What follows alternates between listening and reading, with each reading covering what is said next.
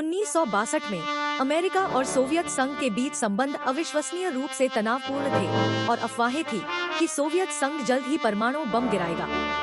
अमेरिकी नागरिकों में दहशत फैल गई और उनके पिछवाड़े में बम आश्रय स्थल बनाना एक आम बात हो गई। डॉक्टर कैल्विन अपने बंकर पर अतिरिक्त मेहनत करते हैं। इसे कई सालों तक चलने के लिए पर्याप्त आपूर्ति से भरते हैं। एक दिन कैल्विन और उनकी गर्भवती पत्नी हेलेन अपने घर पर एक पार्टी रखते हैं। चीजें ठीक चल रही होती हैं, जब तक कि वे टीवी पर राष्ट्रपति कैनेडी का प्रसारण नहीं देखते, जो घोषणा करते हैं कि वे सोवियत संघ के खिलाफ एक गुप्त मिशन की योजना बना रहे हैं। कोई विवरण नहीं है, लेकिन कैल्विन अभी भी घबराया हुआ है और सोचता है कि युद्ध शुरू होने वाला है। इसलिए वह सभी मेहमानों को बाहर निकालता है और अपनी पत्नी को बंकर में खींच लेता है। कुछ सेकंड बाद एक विमान शहर के ऊपर से उड़ता है, लेकिन अचानक एक यांत्रिक विफलता का पता चलता है। पायलट कुछ नहीं कर सकता और यह कैल्विन के घर में दुर्घटनाग्रस्त हो जाता है, जिससे यह पूरी तरह से नष्ट हो जाता है। बंकर में कैल्विन शोर सुनता है और सभी कंपन महसूस करता है, इसलिए वह मानता है कि युद्ध शुरू हो गया है और जल्दी से दरवाजा बंद कर देता है। वह हेलेन को समझाता है कि वह इसे हाथ से नहीं खोल सकता। 35 साल बाद दरवाजा अपने आप खुल जाएगा, जो कि वातावरण में परमाणु कणों के सामान्य होने का समय है। जल्द ही अधिकारी दुर्घटना से बचे मलबे की जांच करने के लिए पहुंचते हैं और चूंकि उन्हें जीवन का कोई सबूत नहीं मिलता, इसलिए वे मान लेते हैं कि दुर्घटना में कैल्विन और हेलेन की मृत्यु हो गई है। दिन बीतने लगते हैं और कैल्विन को घर जैसा महसूस होने लगता है, लेकिन हेलेन को वहाँ रहना पसंद नहीं है। एक दिन उसका पानी आखिरकार टूट जाता है और अपने पति की मदद से वह एक प्यारे से बच्चे को जन्म देती है। जल्द ही दिन साल बन जाते हैं और उनका बेटा एडम एक होनहार बच्चा बन जाता है। कैल्विन उसे वह सब कुछ सिखाता है जो वह जानता है और उम्मीद करता है कि एक दिन एडम देश का पुनर्निर्माण करेगा और उसका पुराना गौरव वापस लाएगा। सभी बुनियादी स्कूली विषयों के अलावा कैल्विन एडम को बॉक्सिंग, फ्रेंच और लैटिन बोलना और शेयर बाजार को संभालना भी सिखाता है। हेलेन उसे घर के काम करना और यहाँ तक कि नृत्य करना भी सिखाती है। कैल्विन एडम को बेसबॉल कार्ड का अपना संग्रह भी उपहार में देता है और उसे खेल के बारे में समझाने की कोशिश करता है, लेकिन एडम को इतने सारे लोगों की कल्पना करने में थोड़ी परेशानी होती है। दोनों माता पिता उन्हें बहुत अच्छे शिष्टाचार सिखाते हैं, लेकिन अपने बेटे के सामने कभी गाली नहीं देते, जो बड़ा होकर बहुत भोला और आश्रय प्राप्त बन रहा है। परिवार आसानी से अपने दैनिक जीवन के अनुकूल दिनचर्या पा लेता है, जिससे वे मिनीमार्ट में खरीदारी करने, टैंक में नकली मछली पकड़ने, पौधों की देखभाल करने और एडम के लिए एक अतिरिक्त कमरा बनाने की अनुमति देते हैं। उनके पास पढ़ने, गेम खेलने और बस आराम करने के लिए एक लाउंज क्षेत्र भी है। इस बीच उनके ऊपर वह जमीन जो कभी उनका घर हुआ करती थी, बेच दी जाती है और वर्षों में कई तरह के व्यवसाय बन जाती है। पहले यह एक भोजनशाला, फिर एक पिज्जेरिया और बाद में एक नाइट क्लब बन जाता है।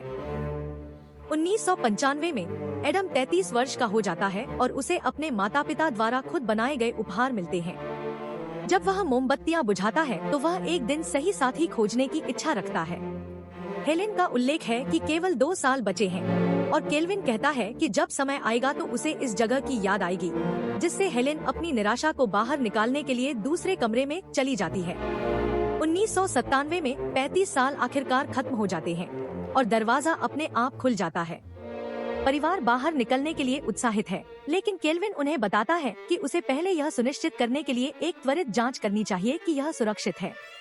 रेडिएशन सूट पहनने के बाद वह लिफ्ट से बाहर निकलता है और एक परित्यक्त इमारत में दिखाई देता है जो नशे में धुत भिखारियों के झुंड का घर बन गई है।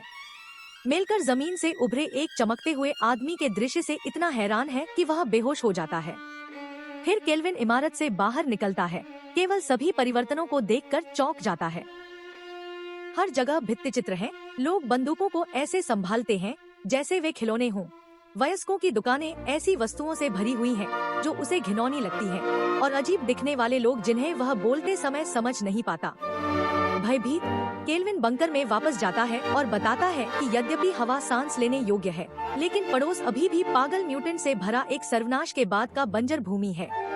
वह निष्कर्ष निकालता है कि उन्हें बंकर में रहना चाहिए और उसके शब्दों के कारण हेलेन अंततः भड़क जाती है। वह उस पर चिल्लाती है और बताती है कि वह बंद होने से कितनी परेशान है और एडम के लिए प्रकृति के संपर्क में रहना कितना महत्वपूर्ण है। कैल्विन अपना मन बदलने से इनकार करता है और इस बहस के कारण उसे दिल का दौरा पड़ता है। केल्विन के बीमार होने और आपूर्ति लगभग समाप्त होने के कारण हेलेन ने एडम को कुछ वर्षों के लिए पर्याप्त भोजन लाने के लिए बाहर भेजने का फैसला किया। वह उसे कुछ नकद और एक शॉपिंग सूची देती है, उसे हॉलिडे इन में रहने और एक गैर परिवर्तित लड़की पर नजर रखने के लिए कहती है। एडम के जाने से पहले केल्विन उसे वयस्क वीडियो स्टोर में प्रवेश न करने के लिए कहता है क्योंकि इसमें विकिरण के हानिकारक स्तर हैं।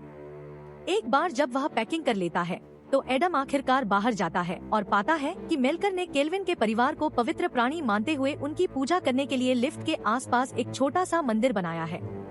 एडम बाहर जाता है और बहुत सी चीजें पहली बार देखकर बहुत खुश होता है। अद्भुत आकाश, इमारतें, पेड़ और यहाँ तक कि दूसरे लोग भी जो उसे एक अजीब व्यक्ति मानते हैं। वह हर छोटी छोटी बात पर उत्साहित हो जाता है और अपने पास से गुजरने वाले किसी भी व्यक्ति को नमस्ते कहता है। गलती से एक अश्वेत महिला को संदर्भित करने के लिए एक अपशब्द का इस्तेमाल करता है क्योंकि वह किसी और रंग की त्वचा को देखने के लिए बहुत उत्साहित है।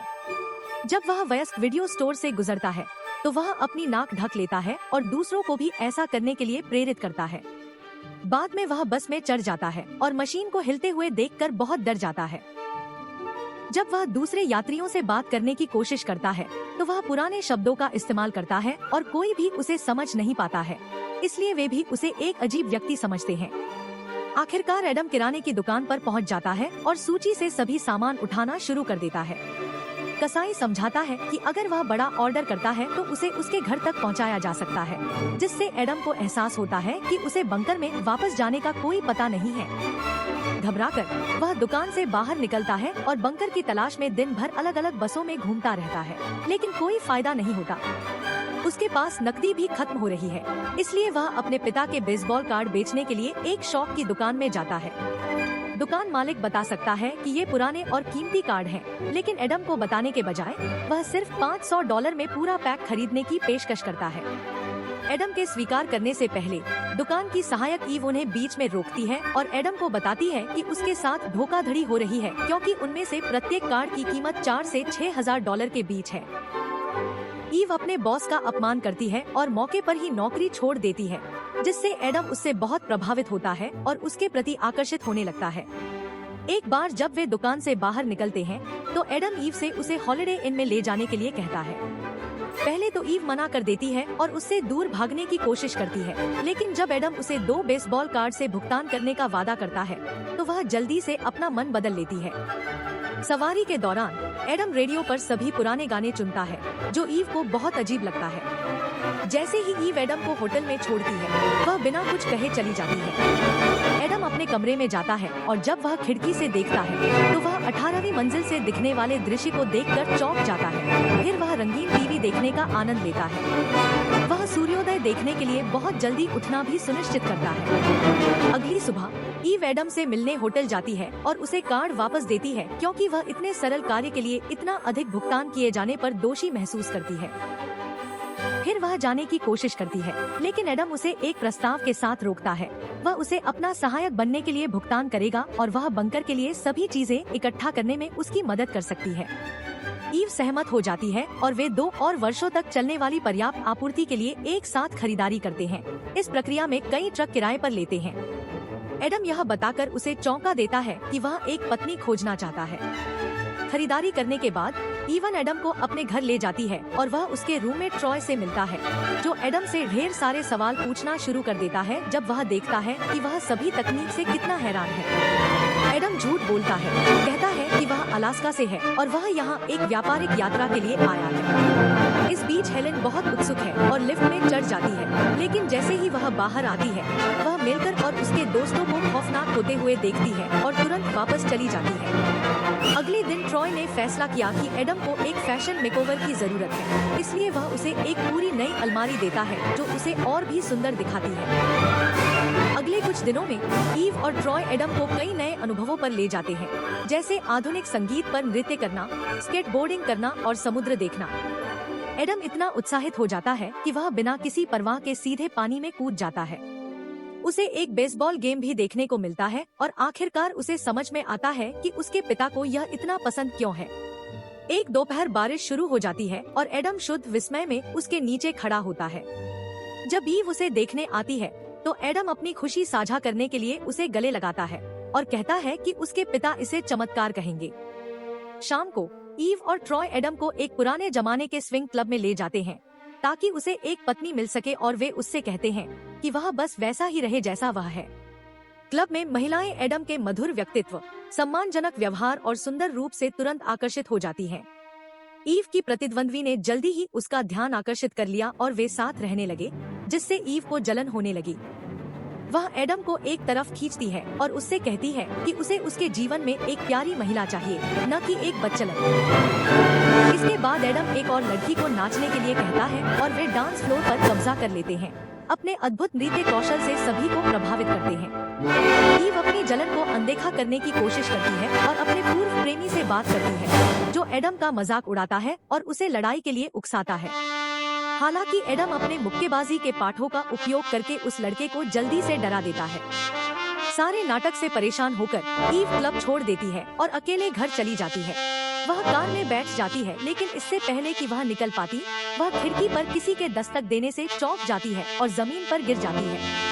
यह एडम है, जो उसे अंदर ले जाता है और उसकी खरोंच का ख्याल रखता है, जबकि उसे समझाता है कि उसे दूसरी लड़कियों को अस्वीकार करना पड़ा क्योंकि वह ईव के बारे में सोचना बंद नहीं कर सकता था। एडम ईव के लिए अपनी भावनाओं को कबूल करता है और वे आखिरकार किस करते हैं। अब जब वे साथ हैं, एडम आखिरकार ईव को अपने परिवार और अपने घर के बारे में सच्चाई बताने का फैसला करता है, यह तथ्य जोड़ते हुए कि वह ईव से शादी करना चाहता है ताकि वह उसके साथ बंकर में रह सके। हालांकि ईव को लगता है कि वह वास्तव में एक पागल आदमी है जो इसे छिपाने में अच्छा रहा है और तुरंत उसे बाहर निकाल देता है। अगले दिन ट्रॉय एडम को गाड़ी चलाना सिखाते हुए शहर के चारों ओर ले जाता है। अचानक एडम को पहले से वयस्क वीडियो स्टोर दिखाई देता है और आखिरकार अपने बंकर के ऊपर की इमारत को खोजने के लिए सड़क का अनुसरण करता है, जहां मिलकर ने लिफ्ट के आसपास एक पूरा धर्म शुरू किया है। उत्साहित होकर वह ईव को खबर देने के लिए वापस भागता है, केवल 2 मनोचिकित्सकों को उसका इंतजार करते हुए पाता है। पहले तो एडम सहयोग करने का दिखावा करता है, लेकिन जैसे ही उसे कोई रास्ता दिखता है वह भाग जाता है, जबकि एक डॉक्टर उसका पीछा करता है। दूसरा पुलिस को बुलाने की कोशिश करता है, लेकिन ईव उसे रोकती है और महसूस करती है कि उसने जो किया वह गलत था। उस समय एडम उसके पास दौड़ता हुआ आता है और उसे अपने होटल की चाबी देता है ताकि वह कार्ड से बिल का भुगतान कर सके। फिर वह अपने किराए के ट्रक में भाग जाता है। इस प्रक्रिया में गलती से डॉक्टर की कार से टकरा जाता है। बाद में ईव और ट्रॉय एडम के होटल के कमरे में पहुंचते हैं और 60 के दशक में बनी कई वस्तुएं पाते हैं। कैल्विन के स्टॉक प्रमाण पत्रों का तो जिक्र ही नहीं करते, जो अब लाखों डॉलर के हैं। इन चीजों से उन्हें एहसास होता है कि एडम ने उन्हें सच बताया था। इस बीच एडम आखिरकार बंकर में लौटता है और 2 हफ्ते तक न मिलने के बाद अपने माता पिता को गले लगाता है। वह उन्हें बताता है कि बाहरी दुनिया बहुत प्यारी है और उनके लिए आपूर्ति लाता है, जिसे मिलकर और उसके दोस्त लोड कर रहे हैं। ईव के पास वापस वह एडम को खोजने के लिए बेताब है, इसलिए ट्रॉय उसे वयस्क वीडियो स्टोर पर ले जाता है और वे फर्श पर पैर पटकना शुरू कर देते हैं, यह सोचकर कि उन्हें वहां बंकर मिल सकता है। जाहिर है उन्हें कुछ नहीं मिलता और वे वहां से निकलने का फैसला करते हैं, लेकिन बाहर निकलते समय वे एडम को पड़ोसी इमारत में प्रवेश करते हुए देखते हैं। ईव तुरंत उसे चूमने और गले लगाने के लिए उसके पास जाती है और एडम उसे अपने माता पिता से मिलने के लिए आमंत्रित करता है। केल्विन और हेलेन ईव को बहुत पसंद करते हैं और वे साथ में डिनर करते हैं। केल्विन एडम को पक्षियों और मधुमक्खियों के बारे में भी बताता है। हालांकि नए जीवन की कोई भी योजना बनाने से पहले एडम अपने माता पिता से 2 महीने इंतजार करने के लिए कहता है। अगले हफ्तों के दौरान एडम और ईव केल्विन के स्टॉक बेचते हैं और देश में एक नया घर बनाते हैं, जो एडम के पिछले घर जैसा ही दिखता है। मिलकर भी सफाई करने और आखिरकार शराब पीना छोड़ने के बाद मदद करता है। एक बार जब सब कुछ तैयार हो जाता है तो एडम अपने माता पिता को घर ले आता है और बताता है कि इस तरह से वे धीरे धीरे नई दुनिया के अभ्यस्त हो सकते हैं। बाद में जब हेलेन और ईव डिनर तैयार करते हैं तो एडम आखिरकार केल्विन को बताता है कि कभी भी परमाणु युद्ध नहीं हुआ था, कि बम वास्तव में एक विमान था जो उनके घर में दुर्घटनाग्रस्त हो गया था और सोवियत संघ का पतन हो गया था। केल्विन इस पर विश्वास करने से इनकार कर देता है और किसी भी स्थिति के लिए